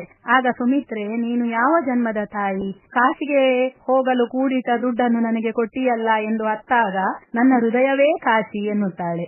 ಸಮೀಕ್ಷೆಯ ಸೂರ ಕಾಳಿ, ಗೊಂಡಾರಣ್ಯದ ಮುಕ್ಕಣ್ಣ, ಮೈಮನಗಳ ಸುಳಿಯಲ್ಲಿನ ಪಮ್ಮ ದುಗ್ಗಿ, ಚೋಮನದುಡಿಯ ಚೋಮ ಇವರೆಲ್ಲ ಸಾಮಾನ್ಯರಲ್ಲಿ ಸಾಮಾನ್ಯ ಕಾಯಕ ಸಂಸ್ಕೃತಿಯ ಚಲನಶೀಲ ಚೈತನ್ಯಗಳು. ಅವರ ಬದುಕು ಸುಧಾರಣೆಯಾಗಬೇಕಾದರೆ ಅವರು ಎತ್ತ ಸಾಗಬೇಕು ಎಂಬ ಚಿಕಿತ್ಸಕ ದೃಷ್ಟಿಕೋನವಿದೆ. ಬದುಕು ನಿಂತ ನೀರಲ್ಲ, ಹರಿಯುತ್ತದೆ. ಭಾರತದ ಸಂದರ್ಭದಲ್ಲಿ ಬೇಸಾಯಕ್ಕೆ ಸಂಬಂಧಿಸಿದಂತೆ ಕೆಳಜಾತಿ ಸಮುದಾಯಗಳು ಆಧುನಿಕ ಕಾಲಮಾನದ ಸಂದರ್ಭದಲ್ಲಿ ಎದುರಿಸಿದ ತಳಮಳವನ್ನು ಈ ಕಾದಂಬರಿ ವಿವರಿಸುತ್ತದೆ. ಚಲನಶೀಲತೆಯ ಅಂಶವನ್ನು ಗುರುವನಂತ ಹೊಸ ತಲೆಮಾರು ಒಪ್ಪುತ್ತದೆ, ಚೋಮನಂತ ಹಳೆ ತಲೆಮಾರು ಒಪ್ಪುವುದಿಲ್ಲ. ಸ್ತ್ರೀಯು ಸ್ತ್ರೀಯ, ಪುರುಷನು ಪುರುಷನ, ದಲಿತನು ದಲಿತನ ಪಾತ್ರವನ್ನು, ಭಾವವನ್ನು ಹೃದಯವಾಗಿ ಚಿತ್ರಿಸಬಲ್ಲರು ಎಂಬ ಭಾವ ನಮ್ಮಲ್ಲಿದೆ. ಆದರೆ ದ್ಯಾವನೂರು ಅವರ ಒಡಲಾಳ ಕುಸುಮ ಬಾಲೆಗಿಂತಲೂ ಬಹಳ ಹಿಂದೆಯೇ ಒಬ್ಬ ದಲಿತೇತರನಾಗಿ ದಲಿತ ಚೋಮನ ಬದುಕನ್ನು ಕಾರಂತರು ಕಟ್ಟಿಕೊಟ್ಟಿರುವ ಬಗೆ ವಿಶಿಷ್ಟವಾದದ್ದು. ಕಾರಂತರು ಚಿತ್ರಿಸಿರುವ ಸ್ತ್ರೀಯರು ಪುರುಷನೊಬ್ಬ ಚಿತ್ರಿಸಿದ ಸ್ತ್ರೀ ಎಂದು ಎಲ್ಲೂ ಅನಿಸುವುದೇ ಇಲ್ಲ, ಅಷ್ಟು ಸಹಜವಾಗಿದ್ದಾರೆ. ಕಾರಂತರು ಮಾರ್ಕ್ಸ್ವಾದ ಮತ್ತು ಬಲಪಂಥೀಯ ಆಲೋಚನೆಗಳಿಗಿಂತ ಭಿನ್ನವಾಗಿ ಕೊನೆಯ ತನಕ ಬದುಕಿನ ಪ್ರಾಮಾಣಿಕತೆಯನ್ನು ಬಹಳವಾಗಿ ಅವಲಂಬಿಸಿದ್ದರು. ತನ್ನ ಅನುಭವಕ್ಕೆ ತಾನು ಪ್ರಾಮಾಣಿಕನಾಗಿರಬೇಕು ಎಂಬುದು ಅವರ ಆಶಯವಾಗಿತ್ತು. ತನ್ನ ಅನುಭವಕ್ಕೆ ಹೊರತಾದ ಯಾವುದೇ ವಿಷಯಗಳನ್ನು ಅವರು ಸ್ವೀಕರಿಸಲಿಲ್ಲ. ಆಧ್ಯಾತ್ಮಿಕ ಚಿಂತನೆಯಲ್ಲೂ ಪ್ರಾಮಾಣಿಕತೆ ಇರಲು ಸಾಧ್ಯ ಎಂಬ ನಂಬಿಕೆ ಅವರಲ್ಲಿ ಹುಟ್ಟಿಕೊಳ್ಳಲಿಲ್ಲ. ಆದುದರಿಂದ ಅವರು ಕೊನೆಯವರೆಗೂ ತನ್ನ ಬದುಕಿನಲ್ಲಿ ತಾನು ಅನಾಸ್ತಿಕನಾಗಿಯೇ ಉಳಿದೆ ಎನ್ನುತ್ತಾರೆ. ಆಸ್ತಿಕನೂ ಅಲ್ಲ, ನಾಸ್ತಿಕನೂ ಅಲ್ಲ. ಅವರು ಆಸ್ತಿಕತೆಯನ್ನು ಬದುಕಿನಲ್ಲಿ ಕಂಡುಕೊಂಡರೆ ಹೊರತು ದೇವರಲ್ಲಿ ಕಂಡುಕೊಳ್ಳಲಿಲ್ಲ. ಅವರಿಗೆ ಜೀವನವೇ ದೇವರಾಗಿತ್ತು. ಬದುಕಿನಷ್ಟು ಸವಿಯಾದ ಸಂಗತಿ ಜೀವಕ್ಕೆ ಇನ್ನೊಂದಿಲ್ಲ ಎಂಬುದನ್ನು ಬರೆದಿದ್ದಾರೆ. ಸಾವಿನಂತ ವಿಷಯ ಬಂದಾಗ ಅವರು, ಅದು ಬಹಳ ದೊಡ್ಡ ವಿಷಯ, ತಾನು ಅದರ ಬಗ್ಗೆ ಚಿಂತಿಸಿ ಉತ್ತರ ಕಂಡುಕೊಳ್ಳಲಾರೆ ಎಂದಿದ್ದಾರೆ. ಇಡೀ ಬ್ರಹ್ಮಾಂಡದಲ್ಲಿ ಮನುಷ್ಯನ ಅಸ್ತಿತ್ವದ ಒಂದು ಅವಕಾಶ ಬಹಳ ಸಣ್ಣದು. ಅವನು ಎಷ್ಟು ಕಿರಿಯನೆಂದು ಭಾವಿಸುತ್ತಾನೋ ಅಷ್ಟು ಒಳ್ಳೆಯದು. ತಾನು ದೊಡ್ಡವನೆಂದು ಭಾವಿಸಿಕೊಂಡು ಆಡಂಬರ ಮಾಡುವ ಜನರನ್ನು ಅವರು ಮೆಚ್ಚಲಿಲ್ಲ, ಆಷಾಢಭೂತಿತನವನ್ನು ಮೆಚ್ಚಲಿಲ್ಲ. ಇಡೀ ಬ್ರಹ್ಮಾಂಡದ ಅಸ್ತಿತ್ವದಲ್ಲಿ ಮನುಷ್ಯನ ಜೀವನದ ಒಂದು ಅಸ್ತಿತ್ವಕ್ಕೆ ಏನು ಬೆಲೆ ಇದೆ ಎಂಬುದನ್ನು ಸದಾ ಯೋಚಿಸಿದರು. ಅದರ ಜೊತೆಗೆ ಬದುಕಿನ ಸೌಂದರ್ಯವನ್ನು ಸಾಕಷ್ಟು ಸಾಧಿಸಬೇಕು ಎಂಬ ಒಂದು ಛಲವನ್ನು ಅವರು ಹೊತ್ತರು. ಆದುದರಿಂದ ತನಗೆ ಸರಿಕಂಡ ಸುಂದರ ವಸ್ತುಗಳನ್ನು ಅವರು ಪ್ರೀತಿಸಿದರು, ಬದುಕನ್ನು ಪ್ರೀತಿಸಿದರು, ಸಾಮಾನ್ಯ ಜನರನ್ನು ಪ್ರೀತಿಸಿದರು, ಸರಳವಾಗಿ ಜೀವಿಸುವವರನ್ನು ಪ್ರೀತಿಸಿದರು. ಬಹಳ ದೊಡ್ಡ ಚಿಂತಕ ನಾನು ಎಂಬ ಸೋಗಿನವರನ್ನು ಅವರು ಹಚ್ಚಿಕೊಳ್ಳಲಿಲ್ಲ. ಮೌಲ್ಯ ಹೇಳುವುದಲ್ಲ, ಬದುಕಿ ತೋರಿಸಿ ಎಂದ ಕಾರಂತರ ಒಡ ಹುಟ್ಟಿದವರು ಕಾದಂಬರಿಯ ವಾಸಂತಿ, ಕರುಳಿನ ಕರೆಯ ಭಾಗೀರಥಿ, ನಂಬಿದವರ ನಾಕ ನರಕದ ವಾಗ್ದೇವಿ, ಮರಳಿ ಮಣ್ಣಿಗೆಯ ಸರಸ್ವತಿ, ನಾಗವೇಣಿ, ಪಾರ್ವತಿ ಯಾವುದೋ ನಂಬಿಕೆಯನ್ನು ಅಪ್ಪಿಕೊಂಡು ಅಂತರ್ಮುಖಿಗಳಾಗಿ ಒಂಟಿಯಾಗಿಯೇ ಜೀವನ ಪ್ರವಾಹದಲ್ಲಿ ಈಜುವ ಜೀವನ್ಮುಖಿ ಪಾತ್ರಗಳು, ಜೀವನದಿಂದೆದ್ದ ತತ್ವಜ್ಞಾನಿಗಳು. ಮೂಕಜ್ಜಿ ಪಾತ್ರವಂತೂ ಕಾರಂತರೇ ತಮ್ಮ ಇಳಿವಯಸ್ಸಿನಲ್ಲಿ ಹಾಕಿದ ಸ್ತ್ರೀವೇಷ. ಬಾಳಿನಲ್ಲಿ ಯಾವುದು ಚೆಲುವಲ್ಲ ಎಂದು ತನ್ನ ವಿರಾಗ ಸ್ಥಿತಿಯಲ್ಲೇ ಗುರುತಿಸುವ, ಲೋಕವು ಸಂತಾನ ಕ್ರಿಯೆಯನ್ನು ಅಶ್ಲೀಲವೆಂದರೆ ಅದನ್ನೇ ಒಂದು ಜೀವನ ಶಕ್ತಿ ಎನ್ನುವ ಮೂಕಜ್ಜಿಯ ಚಿಂತನೆಗಳು, ನೆಲದ ಇತಿಹಾಸ, ತಾತ್ವಿಕತೆಯನ್ನು ಹೇಳಲು ಕಥಾತಂತ್ರವಾಗಿ ಬಳಸಿದ ಅವಳ ಅತೀಂದ್ರಿಯ ಶಕ್ತಿ ಕಲಾತ್ಮಕ. ಆಕೆಯದ್ದು ವಿಜ್ಞಾನದ ವೈಚಾರಿಕ ಆಧ್ಯಾತ್ಮಿಕತೆಯೂ ಹೌದು, ಸಂತಳೊಬ್ಬಳ ಆಧ್ಯಾತ್ಮಿಕತೆಯೂ ಹೌದು. ಈ ಕಾದಂಬರಿ ಓದಿದಾಗ ನಮಗೆ ಮೂಕಜ್ಜಿಯ ಮೇಲೆ ಅತ್ಯಂತ ಗೌರವವೂ ಪ್ರೀತಿಯೂ ಉಂಟಾಗುತ್ತದೆ.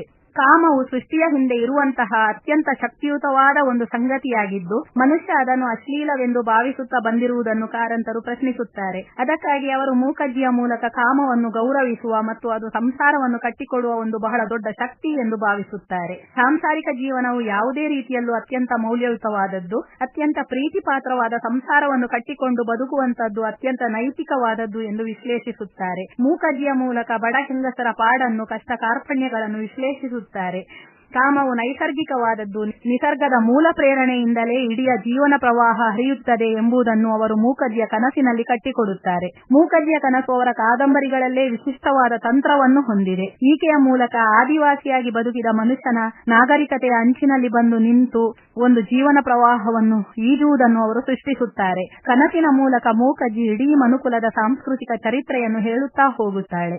ಮೂಕಜ್ಜಿ ಒಂದು ಕಾಲಕ್ಕೆ ಹುಚ್ಚು ಹಿಡಿದು ದಿಗಂಬರಳಾಗಿ ನಡೆಯುತ್ತಿದ್ದು ಕ್ರಮೇಣ ತನ್ನ ಕಟ್ಟೆಯಲ್ಲಿ ಕುಳಿತು ತನ್ನ ಚಿಂತನೆಯನ್ನು ಧ್ಯಾನಸ್ಥ ಸ್ಥಿತಿಯಲ್ಲಿ ಅವಳು ತಲುಪುತ್ತಾಳೆ. ತನ್ನ ಕೈಗೆ ಬರುವ ಕೆಲವು ವಸ್ತುಗಳಿಗೆ ಸ್ಪಂದಿಸುತ್ತಾ ಅನೇಕ ಸಂಸಾರಗಳ ಕಥೆಗಳನ್ನು ಅವಳು ಹೇಳುತ್ತಾ ಹೋಗುತ್ತಾಳೆ. ಈ ಅತೀಂದ್ರಿಯ ಶಕ್ತಿಯನ್ನು ಕಾರಂತರು ಒಂದು ವಿಶಿಷ್ಟವಾದ ತಂತ್ರವಾಗಿ ಬಳಸಿದ್ದಾರೆ. ಈ ದೃಷ್ಟಿಯಿಂದ ಈ ಕಾದಂಬರಿ ತಾಂತ್ರಿಕವಾಗಿಯೂ ಮತ್ತು ತಾತ್ವಿಕವಾಗಿಯೂ ಬಹಳ ಯಶಸ್ವಿಯಾದ ಕೃತಿ. ಮೂಕಜ್ಜಿಗೆ ಯಾವ ಆಸೆಗಳೂ ಇಲ್ಲ. ಅವಳು ಸಣ್ಣಂದಿನಲ್ಲೇ ವಿಧವೆಯಾದವಳು. ತನ್ನ ವೈದವ್ಯದ ಜೀವನದಲ್ಲಿ ಎಲ್ಲ ಕನಸುಗಳನ್ನು ಬಿಟ್ಟುಕೊಟ್ಟು ಅವಳು ಜೀವನವನ್ನು ಮತಿಸಲು ಹೊರಡುತ್ತಾಳೆ. ತನ್ನ ವಿರಾಗ ಜೀವನದಲ್ಲೇ ಅವಳು ಹೆಣ್ಣು ಗಂಡುಗಳ ವಿಲಾಸ, ಕಾಮ ಜೀವನದ, ಲೈಂಗಿಕ ಜೀವನದ ಆಟ ಎಲ್ಲವನ್ನು ಬಿಚ್ಚುಗಣ್ಣಿಯಿಂದ ನೋಡಿ ಇದರಲ್ಲಿ ಯಾವುದು ಚೆಲುವು, ಯಾವುದು ಚೆಲುವಲ್ಲ ಎಂಬುದನ್ನು ನಿಷ್ಕರ್ಷಿಸುತ್ತಾ ಹೋಗುತ್ತಾಳೆ. ಒಂದು ಅಪೂರ್ವ ಜೀವನ ದರ್ಶನವನ್ನು ಕಾರಂತರು ಈ ಮೂಲಕ ಮಾಡಿಕೊಡುತ್ತಾರೆ. ಇವರ ಕೃತಿಗಳಲ್ಲಿ ಬದುಕು ಚಲನಶೀಲ, ಪ್ರಗತಿಯ ಕಡೆಗೆ ಚಲಿಸುತ್ತದೆ. ಬದುಕಿನ ಸತ್ವವನ್ನು ಸೃಜನಾತ್ಮಕವಾಗಿ ಶೋಧಿಸುತ್ತವೆ. ಮರಳಿ ಮಣ್ಣಿಗೆ 3 ತಲೆಮಾರುಗಳ ಕತೆ. 3 ತಲೆಮಾರುಗಳಲ್ಲಿ ಮನುಷ್ಯ ನಿಸರ್ಗದೊಂದಿಗೆ, ಬದುಕಿನೊಂದಿಗೆ ನಡೆಸಿದ ಹೋರಾಟ, ಸ್ಥಿತ್ಯಂತರ, ಮಾನವೀಯ ಸಂಬಂಧಗಳಲ್ಲಿ ಉಂಟಾಗುವ ತೊಡಕುಗಳು, ಆಧುನಿಕತೆಯು ಉಂಟು ಮಾಡುವ ಏಕಾಂಗಿತನ ಎಳೆ ಎಳೆಯಾಗಿ ಬದುಕಿನ ವಿವಿಧ ಆಯಾಮಗಳನ್ನು ಬಿಚ್ಚಿಡುತ್ತದೆ. ಮೊದಲನೆಯ ತಲೆಮಾರಿನಲ್ಲಿ ಮಣ್ಣಿಗೆ ಹತ್ತಿರವಾಗುವ ಬದುಕು, 2ನೇ ತಲೆಮಾರಿನಲ್ಲಿ ವಸಾಹತುಶಾಹಿ ಆಗಮನ, ಇಂಗ್ಲಿಷ್ ವಿದ್ಯಾಭ್ಯಾಸ, ಹೋಟೆಲ್, ಸಿನಿಮಾ, ಯಂತ್ರ ನಾಗರಿಕತೆಗಳಿಂದ ಮನುಷ್ಯನ ಬದುಕಿನಲ್ಲಿ ಉಂಟಾದ ಬದಲಾವಣೆಗಳಿಗೆ ಬೆಳಕು ಚೆಲ್ಲುತ್ತಾ ಯಾವುದು ಒಳಿತು ಕೆಟ್ಟದು ಎನ್ನುವುದಕ್ಕಿಂತ ಅದನ್ನು ವ್ಯಕ್ತಿ ಹೇಗೆ ಪರಿಭಾವಿಸುತ್ತಾನೆ ಎಂಬುದು ಮುಖ್ಯವಾಗುತ್ತದೆ. ಲಚ್ಚನಿಗೆ ಬರುವ ಪರಂಗಿ ರೋಗ ಪರಂಗಿತನದ್ದಲ್ಲ, ಅದನ್ನು ಅವನು ಬಳಸಿಕೊಂಡ ಬಗೆಯದ್ದು. 3ನೇ ತಲೆಮಾರಿನ ರಾಮ ಆಧುನಿಕ ಶಿಕ್ಷಣ ಪಡೆದರೂ ತನ್ನ ಮಣ್ಣಿಗೆ ಮರಳಿ ಪೇಂಟಿಂಗ್ ಮಾಡುತ್ತಾ ಬಾಳುತ್ತಾನೆ. ಮನುಷ್ಯನ ಬದುಕಿನಲ್ಲಿ ಕಲೆಯ ಪಾತ್ರವನ್ನು ಇದು ಹೇಳುತ್ತದೆ. ಬದುಕಿನ ಬೇರುಗಳು ಎಂಬುದು ಈ ನೆಲದಲ್ಲೇ ಇವೆ. ಆಧುನಿಕತೆ ಬದುಕನ್ನು ಬೆಳೆಸುತ್ತದೆ ಎಂಬುದನ್ನು ಸೂಚಿಸುತ್ತದೆ. ಮರಳಿ ಮಣ್ಣಿಗೆ ಕಾದಂಬರಿಯ ಸರಸ್ವತಿ, ಪಾರ್ವತಿ, ನಾಗವೇಣಿ, ಲಚ್ಚ, ರಾಮ ಇವರೆಲ್ಲ ನಮ್ಮ ಸುತ್ತಮುತ್ತ ಕಾಣುವ ಪಾತ್ರಗಳೇ. ನಮ್ಮ ಸುತ್ತಮುತ್ತಲಲ್ಲಿ ನಾವು ಎಷ್ಟು ಮಂದಿಯನ್ನು ದಿನನಿತ್ಯ ನೋಡುತ್ತೇವೆ. ಅವರದ್ದೇ ಪ್ರತಿನಿಧಿಗಳು ಮರಳಿ ಮಣ್ಣಿಗೆಯಲ್ಲಿ ಬರುತ್ತಾರೆ. ಜೀವನದ ಕಷ್ಟ ದುಃಖಕ್ಕೆ ಇಲ್ಲಿ ಮೇರೆಯೇ ಇಲ್ಲ. ಒಂದು ಹೆಣ್ಣಿನ ಪಾತ್ರದ ಸಹನೆ, ಅವಳು ಪಡುವ ಕಷ್ಟ ನಿಜವಾಗಿಯೂ ಕನ್ನಡದ 3 ಶ್ರೇಷ್ಠ ಕಾದಂಬರಿಗಳಲ್ಲಿ ಮರಳಿ ಮಣ್ಣಿಗೆಯೂ ಒಂದು ಎಂದು ಉಲ್ಲೇಖಿಸಿರುವುದು ಅರ್ಥಪೂರ್ಣ. ಗ್ರಾಮಾಯಣ, ಕಾನೂರು ಸುಬ್ಬಮ್ಮ ಹೆಗ್ಗಡತಿ, ಮರಳಿ ಮಣ್ಣಿಗೆ ಈ 3 ಕಾದಂಬರಿಗಳಲ್ಲಿ ಇದೂ ಒಂದು ಶ್ರೇಷ್ಠ ಕಾದಂಬರಿ. ದೊಡ್ಡ ಜೀವನ ಪ್ರವಾಹವೇ ಇದು. ಅಲ್ಲಿ ಸಾಹಿತಿ ಕಾಣಿಸುವುದೇ ಇಲ್ಲ, ಬರೇ ಸಾಹಿತ್ಯ ಕಾಣಿಸುತ್ತದೆ. ಕಥೆಯಲ್ಲಿ ನಮ್ಮನ್ನು ಮುಳುಗಿಸಿ ಬಿಡುತ್ತಾರೆ ಅವರು. ಸಮುದ್ರ, ಬೆಟ್ಟ, ಗುಡ್ಡ, ಪ್ರಕೃತಿ ಎಲ್ಲವೂ ಜನಗಳ ಒಳಗೆ ಅಂತರ್ಗತವಾದ ಕಾದಂಬರಿ ಇದು. ಕಾರಂತರ ಹಾಸ್ಯ ಪ್ರಜ್ಞೆ ಉನ್ನತವಾಗಿತ್ತು. ಅವರ ಹಾಸ್ಯದಲ್ಲಿ ಬಹಳ ಮೌಲ್ಯಗಳಿದ್ದವು. ಅದರಲ್ಲಿ 2 ಅರ್ಥಗಳಿರುತ್ತಿದ್ದವು. ಒಮ್ಮೆ ಬಾಂಬೆಗೆ ಅವರು ತಮ್ಮ ತಂಡವನ್ನು ಕರೆದುಕೊಂಡು ಹೋದಾಗ ಅವರ ಮುಂದಿನ ಸೀಟಲ್ಲಿ ಕುಳಿತಿದ್ದ ಸುಬ್ಬಣ್ಣ ಭಟ್ಟರ ಕನ್ನಡಕ ಕಳೆದು ಹೋಯಿತಂತೆ. ಅವರು ಎಲ್ಲ ಕಡೆ ಹುಡುಕಿದರೂ ಸಿಗಲಿಲ್ಲ. ಆದರೆ ಕಾರಂತರು ಮಾತ್ರ ಸುಮ್ಮನಿದ್ದರು. ಎಲ್ಲರೂ ಹುಡುಕಿ ಸುಸ್ತಾದ ಮೇಲೆ ಕಾರಂತರು ಸುಬ್ಬಣ್ಣ ಭಟ್ಟರ ಕನ್ನಡಕ ಆತ್ಮಹತ್ಯೆ ಮಾಡಿಕೊಂಡಿದೆ ಎಂದರು. ಕನ್ನಡಕ ಕುಡಿಯುವ ನೀರಿನ ಗಿಂಡಿಯೊಳಗೆ ಬಿದ್ದಿತ್ತಂತೆ. ಒಮ್ಮೆ ಪಯಣ ಕಾಲದಲ್ಲಿ ಬಸ್ಸು ಹಾಳಾದಾಗ ಅದನ್ನು ರಿಪೇರಿ ಮಾಡುವಷ್ಟು ಹೊತ್ತು ಎಲ್ಲರೂ ತಿರುಗಾಡಿಕೊಂಡು ಬನ್ನಿ ಎಂದರಂತೆ ಡ್ರೈವರ್. ರಿಪೇರಿ ಮುಗಿದು ಮತ್ತೆ ಕರೆದಾಗ ಎಲ್ಲರೂ ಬಂದರು. ಆದರೆ ಕಾರಂತರು ಎಲ್ಲೂ ಇರಲಿಲ್ಲ. ಕಾರಂತರೇ ಎಂದು ಎಲ್ಲರೂ ಕೂಗತೊಡಗಿದಾಗ ಕಾರಂತರು ಬಸ್ಸಿನ ಟಾಪಿನ ಮೇಲಿಂದ ನಿದ್ದೆಯಿಂದೆದ್ದು ಕೆಳಗೆ ಬಂದರಂತೆ. ದೃಷ್ಟಿಕೋನ ಎಂಬ ಶಬ್ದವನ್ನು ಕೋಣ ದೃಷ್ಟಿ ಎಂದು ಕಾರಂತರು ಬದಲಿಸಿದರಂತೆ. ಅವರ ಕಾದಂಬರಿಯಲ್ಲೊಂದು ಪ್ರಸಂಗ ಬರುತ್ತದೆ. ಪಂಚಾಯಿತಿ ಬೋರ್ಡ್ ಅಲ್ಲಿ ಒಬ್ಬ ಅಧ್ಯಕ್ಷನ ಹೆಸರನ್ನು ಸೂಚಿಸಬೇಕು, ಮತ್ತೊಬ್ಬ ಅನುಮೋದಿಸಬೇಕು. ಅನುಮೋದಿಸುವವ ಎದ್ದು ನಿಂತು ನಾನದನ್ನು ಅನುಭವಿಸುತ್ತೇನೆ ಎನ್ನುತ್ತಾನಂತೆ. ಇಳಿವಯಸ್ಸಿನ ಕಾರಂತರು ಒಮ್ಮೆ ಎಂದಿನಂತೆ ವಾಕಿಂಗಿಗೆ ಹೊರಟರಂತೆ. ಆಗ ಜೊತೆ ಇದ್ದ ಮಾಲಿನಿ ಮಲ್ಯರು, ನಿಮ್ಮ ವಾಕಿಂಗ್ ಸ್ಟಿಕ್ಕಿಯಲ್ಲಿ ಮರೆತು ಬಿಟ್ರಾ ಎಂದು ಕೇಳಿದಾಗ, ಬದಿಯಲ್ಲೇ ಟಾಕಿಂಗ್ ಸ್ಟಿಕ್ ಇರುವಾಗ ವಾಕಿಂಗ್ ಸ್ಟಿಕ್ ಏಕೆ ಎಂದು ತಮಾಷೆ ಮಾಡಿದರಂತೆ. ಕಾರಂತರು ಒಬ್ಬ ಅಪೂರ್ವ ವ್ಯಕ್ತಿ.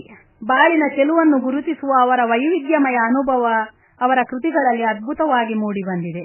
ಕಾರಂತರು ಕನ್ನಡವಲ್ಲದೆ ಬೇರೆ ಭಾಷೆಯಲ್ಲಿ ಹುಟ್ಟಿದ್ದರೆ ಜಗತ್ತಿನ ಒಬ್ಬ ಶ್ರೇಷ್ಠ ತತ್ವಜ್ಞಾನಿಯಾಗಿರುತ್ತಿದ್ದರು. ಜೆ. ಕೃಷ್ಣಮೂರ್ತಿಯವರು ಬರಹದಲ್ಲಿ ಹೇಳಿದ ತತ್ವಜ್ಞಾನವನ್ನು ಇವರು ಬದುಕಿ ತೋರಿಸಿದರು. ಯಾವುದೇ ಪೂರ್ವಾಗ್ರಹದ ಅಥವಾ ಪ್ರೆಜುಡೀಸ್ ಇಲ್ಲದೆ ಮನುಷ್ಯನನ್ನು ನೋಡಬೇಕು ಎಂಬುದು ಅವರ ವಾದವಾಗಿತ್ತು. ಜೀವನ ಪ್ರೀತಿಯ ಮಕ್ಕಳನ್ನು, ಜೀವನದ ಬಗ್ಗೆ ಅತ್ಯಂತ ಆಧ್ಯಾತ್ಮಿಕ ಆಸ್ಥೆ ಹೊಂದಿರುವ ಪರಂಪರೆಯ ಮುದುಕಿಯರನ್ನು ಬಹಳ ಗೌರವದಿಂದ ಕಂಡರು. ಒಬ್ಬ ತಾನು ಏನು ಬದುಕುತ್ತಾನೋ ಅದೇ ಅವನ ಮೌಲ್ಯ, ಬದುಕಿನಲ್ಲಿ ಏನು ಹೇಳುತ್ತಾನೋ ಅದು ಮೌಲ್ಯವಲ್ಲ, ಬದುಕನ್ನು ಬದುಕಿ ತೋರಿಸಿ ಎಂದರು. ಆದುದರಿಂದ ಅವರ ಕೃತಿಗಳನ್ನು ನೋಡುವಾಗ ನಾವು ಎಲ್ಲ ಕೃತಿಗಳನ್ನು ವಿಮರ್ಶೆ ಮಾಡಿದ ಹಾಗೆ ನೋಡಲಾಗುವುದಿಲ್ಲ. ಅವರ ಜೀವನ ಪ್ರಜ್ಞೆ ಅತ್ಯಂತ ದೊಡ್ಡ ಅರಿವಿನಿಂದ ಕೂಡಿತ್ತು. ಆದುದರಿಂದ ಅವರ ಕಾದಂಬರಿಗಳ ಪಾತ್ರವು ಯಾವುದೋ ಒಂದು ನಂಬಿಕೆಯನ್ನು ಹಿಡಿದುಕೊಂಡು ಪ್ರವಾಹದಲ್ಲಿ ಈಜುವ ಆಶಾವಾದಿ ಜೀವನ್ಮುಖಿ ಪಾತ್ರಗಳು. ಬದುಕಿಗೆ ಎಂದೂ ವಿಮುಖವಾಗುವುದಿಲ್ಲ, ಪಲಾಯನವಾದಿಗಳಲ್ಲ. ಒಡಹುಟ್ಟಿದವರು ಕಾದಂಬರಿಯ ವಾಸಂತಿ, ಕರುಳಿನ ಕರೆಯ ಭಾಗೀರಥಿ, ನಂಬಿದವರ ನಾಶ, ನರಕದ ವಾಗ್ದೇವಿ, ಮರಳಿ ಮಣ್ಣಿಗೆಯ ನಾಗವೇಣಿ ಮೌನವಾಗಿ ಅಂತರ್ಮುಖಿಗಳಾಗಿ ತಮ್ಮ ಬದುಕಿನ ಪ್ರವಾಹದಲ್ಲಿ ಬದುಕಿನ ಮೇಲೆ ಶ್ರದ್ಧೆ ಇಟ್ಟುಕೊಂಡು ಬದುಕುತ್ತಾರೆ. ಅವರಿಗೆ ಅಗಾಧವಾದ ಜೀವನ ಪ್ರವಾಹದ ಅರಿವಿತ್ತು. ಹುಟ್ಟು ಸಾವುಗಳಾಚೆ ಬದುಕನ್ನು ಮೆಟ್ಟಿ ನಿಲ್ಲುವ ಧೈರ್ಯ ಇತ್ತು. ಹುಟ್ಟು ಸಾವುಗಳಾಚೆ ಬದುಕಿನ ಜೀವನ ಪ್ರವಾಹವನ್ನು ಕಂಡು ಪ್ರತಿಯೊಂದು ಜೀವರಾಶಿಗೂ ಬೆಲೆ ಕೊಡುವ ಬದುಕು ಅವರದ್ದಾಗಿತ್ತು. ಕಾರಂತರು ಅಸಾಧಾರಣ ಪರಿಸರ ಪ್ರೇಮಿಯಾಗಿದ್ದರು. ಅವರ ಹೆಸರಲ್ಲೇ ಉದ್ಯಾನವನಗಳನ್ನು, ತೋಪುಗಳನ್ನು ಸೃಷ್ಟಿಸಿದ ಅವರ ಅಭಿಮಾನಿಗಳಿದ್ದಾರೆ. ಕಾರಂತರು ತಮ್ಮ ಇಳಿವಯಸ್ಸಲ್ಲಿ ಪರಿಸರವನ್ನು ಮುಖ್ಯ ವಿಷಯವಾಗಿಟ್ಟುಕೊಂಡರು, ಪರಿಸರಕ್ಕಾಗಿ ಹೋರಾಡಿದರು. ಶರಾವತಿಯ, ಜೋಗದ ಹಿನ್ನೆಲೆಯಲ್ಲಿ ಅಲ್ಲಿ ನಿರ್ಮಾಣವಾದ 2ನೇ ಯೋಜನೆಗಳನ್ನೆಲ್ಲ ವಿರೋಧಿಸಿ ಗೆದ್ದರು. ಅವರು ಕಲಾಪ್ರೇಮಿಯಾಗಿದ್ದರು. ವಿಜಯನಗರದ ಉಗ್ರ ನರಸಿಂಹನ ಮೂರ್ತಿಯನ್ನು ರಿಪೇರಿ ಮಾಡಲು ಹೊರಟಾಗ ಕೋರ್ಟಲ್ಲಿ ವಿರೋಧ ವ್ಯಕ್ತಪಡಿಸಿದರು. ಅದರ ಮೂಲ ಸೌಂದರ್ಯವನ್ನು ಉಳಿಸಿಕೊಳ್ಳಬೇಕು ಎಂಬುದು ಅವರ ವಾದವಾಗಿತ್ತು. ನಮ್ಮ ಆಧುನಿಕ ಕಾಲದ ಸಂವೇದನೆಯ ಸಾಹಿತಿಗಳಲ್ಲಿ, ಅಡಿಗರ ಕಾವ್ಯಗಳಲ್ಲಿ ನಾವು ಜೀವನ ಪ್ರಜ್ಞೆಯ, ಜೀವನ ಪ್ರವಾಹದ ಆಳವನ್ನು ನೋಡಿದರೆ ಕಾರಂತರಲ್ಲಿ ಅಗಾಧ ವೈಶಾಲ್ಯತೆಯನ್ನು ಕಾಣುತ್ತೇವೆ. ಈ ದೃಷ್ಟಿಯಲ್ಲಿ ಕಾರಂತರು ಮತ್ತು ಅಡಿಗರು ನಮ್ಮ ಕಾಲದ ಬಹು ಸಂವೇದನಾಶೀಲ ಸಾಹಿತಿಗಳು. ಕಾರಂತರು ಗದ್ಯದಲ್ಲಿ, ಗೋಪಾಲಕೃಷ್ಣ ಅಡಿಗರು ಕಾವ್ಯದಲ್ಲಿ ಶ್ರೇಷ್ಠತೆಯನ್ನು ಸಾಧಿಸಿದ್ದಾರೆ. ಕಾರಂತರು ಗತಿಸಿದ ನಂತರವೂ ಇಂದಿಗೂ ಅವರ ಕೃತಿಗಳು ಅತ್ಯುತ್ತಮವಾಗಿ ಮಾರಾಟವಾಗುತ್ತಿರುವುದು, ಅದರ ಬೇಡಿಕೆ ಹೆಚ್ಚುತ್ತಲೇ ಇರುವುದು ಸಾರ್ವಕಾಲಿಕ ಮೌಲ್ಯಗಳ ಫಲವಾಗಿದೆ. ಆದುದರಿಂದ ಕಾರಂತರನ್ನು ನಾವು ಬಹುವಾಗಿ ಅವರ ಜೀವನ ಮೌಲ್ಯ, ಜೀವನ ಪ್ರೀತಿಗಾಗಿ ನೆನೆಯಬೇಕಿದೆ. ಕಾರಂತರ ಕೃತಿಗಳಲ್ಲಿ ಆಡಂಬರವಿಲ್ಲ, ತಾನು ಓದುಗನನ್ನು ಆಕರ್ಷಿಸಬೇಕು ಎಂಬ ಅವಸರವಿಲ್ಲ. ಒಬ್ಬ ಆರಾಮ ಕುರ್ಚಿಯಲ್ಲಿ ಕುಳಿತುಕೊಂಡು ನಿಧಾನವಾಗಿ ತನ್ನ ಏಕಾಂತದ ಅನುಭವಗಳನ್ನು ಹೇಳುವ ಹಾಗೆ ಅವರು ಕಾದಂಬರಿಯನ್ನು ನಿರೂಪಿಸುತ್ತಾರೆ. ವಿವರಣೆಗಳಲ್ಲಿ ಯಾವುದೇ ಅವಸರವಿಲ್ಲ. ಅವರ ಚೋಮನದುಡಿ, ಸರಸಮ್ಮನ ಸಮಾಧಿ, ಸಮೀಕ್ಷೆ, ನಂಬಿದವರ ನಾಕ ನರಕ, ಅಳಿದ ಮೇಲೆ ಅದ್ಭುತವಾದ ಪ್ರತೀಕದ ಮೂಲಕ ಸಾಗುತ್ತವೆ. ಅದನ್ನು ಒಬ್ಬ ವಿಮರ್ಶಕಿಯು ಹೀಗೆ ಹೇಳಿದ್ದಾರೆ: ಒಂದು ಹಿಡಿ ಬೂದಿಯಲ್ಲಿ ಒಂದು ಇಡೀ ವ್ಯಕ್ತಿತ್ವವನ್ನು ಕಾರಂತರು ಕಟ್ಟಿಕೊಡುತ್ತಾರೆ ಎಂದು. ಎಲ್ಲ ಕಥೆಗಳು ಬದುಕಿನ ಕಥೆಯಾಗಿದ್ದರೆ ಅವರ ಅಳಿದ ಮೇಲೆ ಒಬ್ಬನ ಸಾವಿನ ನಂತರ ಹುಟ್ಟಿಕೊಳ್ಳುತ್ತದೆ. ಒಬ್ಬ ವ್ಯಕ್ತಿಯ ಸಾವಿನ ನಂತರ ಅವನ ಬದುಕಿನ ಇರವನ್ನು, ಅವನು ಸತ್ತ ಬಳಿಕ ಇಲ್ಲಿ ಭೂಮಿಯಲ್ಲಿ ಉಳಿದಿರುವ ಬದುಕಿನ ಸಾಕ್ಷಿಯನ್ನು ಒಬ್ಬ ಹುಡುಕುತ್ತಾ ಹೋಗುತ್ತಾನೆ. ಅವ ಯಾರ್ಯಾರಿಗೆ ಸಹಾಯ ಮಾಡಿದ್ದಾನೆ, ಯಾರ್ಯಾರಿಂದ ಅವ ಮೋಸ ಹೋಗಿದ್ದಾನೆ. ಆತ್ಮಕಥೆಯಂತೆ, ಜೀವನ ಚರಿತ್ರೆಯಂತೆ ಊರೂರುಗಳಿಗೆ ಹೋಗಿ ಯಶವಂತರಾಯ ಎಂಬ ವ್ಯಕ್ತಿಯ ವ್ಯಕ್ತಿತ್ವವನ್ನು ಅವರು ಕಟ್ಟಿಕೊಡುತ್ತಾರೆ.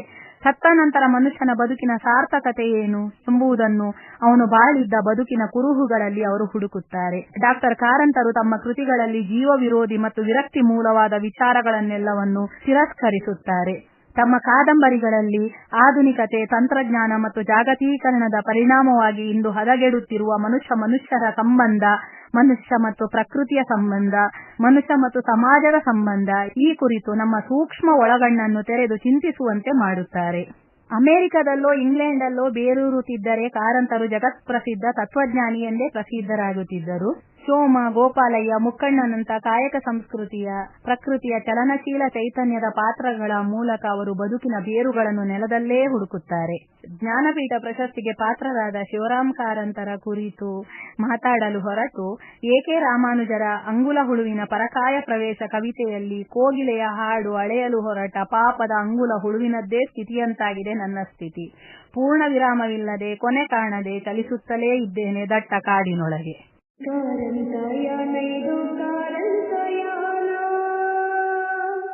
ಕಡಲ ತಡಿಯ ಭಾಗವ, ಜೀವನಾದರ್ಶವ ನಮಗೆ ತೋರಿ ಬಾಳಿದ ಕನ್ನಡದ ಧೀಮಂತ ಶಿವರಾಮ ಕಾರಂತ.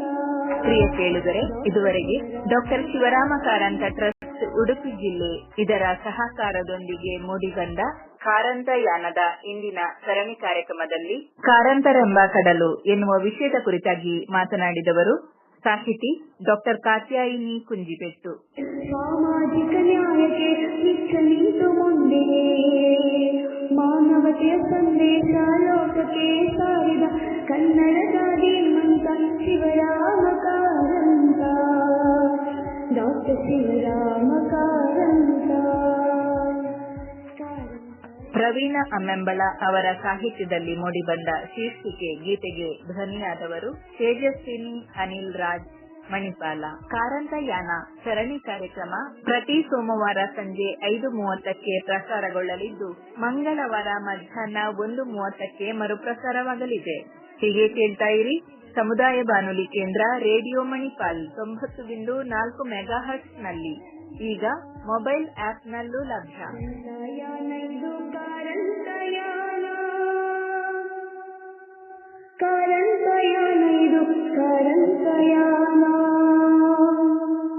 ಬದುಕು ಬರಹ ಎರಡರಲ್ಲೂ ನಿಜಗಲೇವ ತಾನಡೆದು ಪರಿಸರ ಶಿಕ್ಷಣ ಎಲ್ಲರಿಗೂ ವಿಜ್ಞಾನ ಬೆಳಗಿದ ಧೀಮಂತ ಶಿವರಾಮ ಕಾರಂತ, ಡಾಕ್ಟರ್ ಶಿವರಾಮ